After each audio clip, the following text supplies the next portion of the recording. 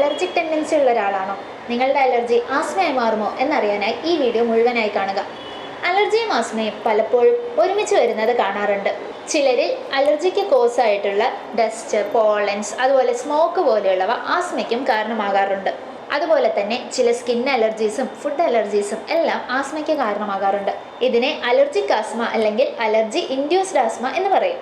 പുകവലിക്കുന്നവരിലും അതുപോലെ പൊടി കൂടുതലുള്ള അന്തരീക്ഷങ്ങളിൽ ജോലി ചെയ്യുന്നവരിൽ, അതായത് ക്വാറികളിൽ മറ്റും അല്ലെങ്കിൽ സിമെന്റ് ഫാക്ടറീസിലൊക്കെ ജോലി ചെയ്യുന്നവരിൽ അലർജിക് ടെൻഡൻസി കൂടുതലായി കാണുന്നുണ്ട്.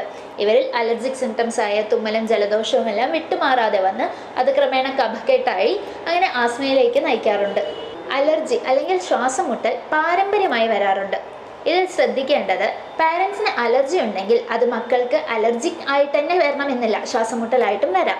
ആദ്യം വിട്ടുമാറാതെ തുമ്മലും ജലദോഷവും എല്ലാം ഉണ്ടായി പിന്നീട് ചെസ്റ്റ് ഡിസ്കംഫർട്ടും കാലക്രമേണ ഇത് ചികിത്സ കറക്റ്റായിട്ടല്ല പോകുന്നതെങ്കിൽ ആസ്മയിലേക്ക് നയിക്കുന്നത് കാണാറുണ്ട്.